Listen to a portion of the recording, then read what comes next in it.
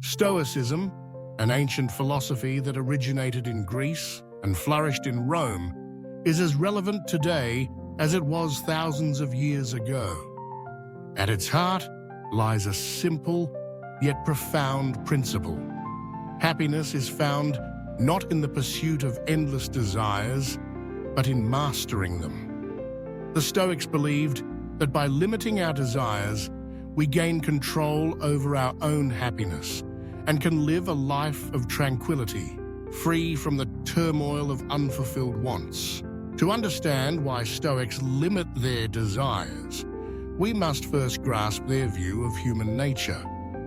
The Stoics observed that people are often driven by external things: wealth, fame, pleasure, or status, believing that attaining these will bring lasting joy.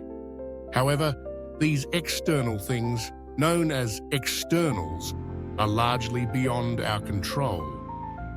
Fortune can be fickle, circumstances can change, and desires can grow insatiable. The more we crave what lies outside ourselves, the more vulnerable we become to disappointment, frustration, and anxiety.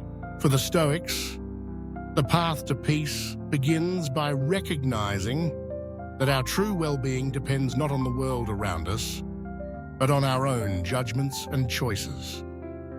They taught that we should focus our attention on what we can control: our thoughts, our actions, and our responses to events.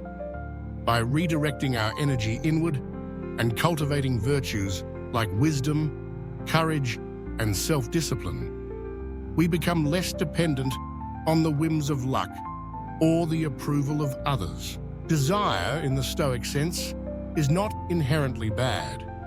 It becomes problematic when it is excessive, irrational, or directed toward things that do not contribute to our character. When we desire what is unnecessary or unattainable, we enslave ourselves to longing and dissatisfaction. The Stoics urge us to distinguish between what is up to us and what is not, and to desire only those things that are within our power to achieve, chief among them a virtuous character.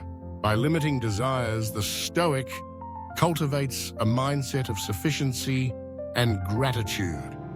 Instead of constantly reaching for more, they learn to appreciate what they already have. This does not mean abandoning all ambition or pleasure, but rather keeping desires in harmony with reason.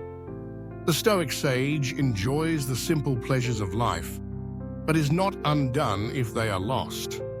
They strive for excellence, but do not hinge their happiness on success or recognition. Seneca, a prominent Stoic philosopher, likened unchecked desire to drinking seawater. The more you consume, the thirstier you become. In contrast, by moderating desires, we quench the restless craving that so often drives human behavior. We become content with little and resilient in the face of adversity. When setbacks occur, the Stoic does not lament what has been lost, but focuses on what remains within their grasp, their own character and conduct. Limiting desires also fosters freedom. The person who is ruled by desire is, in effect, a slave to external things. Their mood rises and falls with each gain or loss. The Stoic, by contrast, is liberated from this dependency. They are not swayed by fortune's ups and downs, but remain anchored in their own principles. This inner independence allows them to act with integrity, even in challenging circumstances. In our modern world, where consumerism and instant gratification are ever present, the Stoic lesson is more valuable than ever. By learning to limit our desires, we not only reduce anxiety and dissatisfaction, but also create space for deeper fulfillment.